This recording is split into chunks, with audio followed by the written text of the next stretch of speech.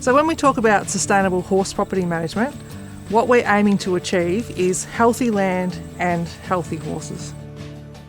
When we moved in here, we'd already been sort of using parts of the Equiculture system for a couple of years, so we had a good idea in mind what we wanted to do. And we set up the dry lot area with a containment area so we could keep them off the pastures when it was wet, because our main goal was to have healthy grass and healthy paddocks with rotational grazing as most of the year as possible. So this setup here we've had for about 5 or 6 years now. We've tweaked the fences. We were using portable electric fences to make sure we got everything to work the best for us before we put permanent fences in, and that's been really valuable. Rotational grazing makes sense. We do it on our farm for the worm burden. It's better for the grass. It's better for the horses. They're happier.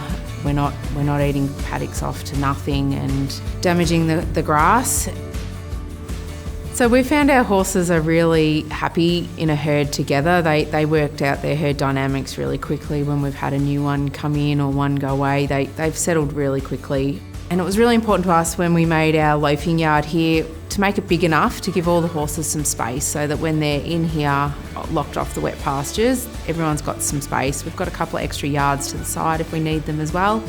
We pick up the manure daily in the yard, and then we collect that all up and compost it, and working towards spreading that back out on our pastures.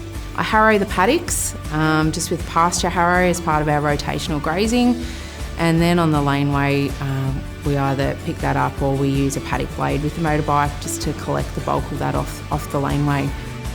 My advice to anyone who's looking to make some changes to their horse property is to just give it a go. Get in touch with your local Landcare network, check it out online, there's resources, and get some temporary fencing.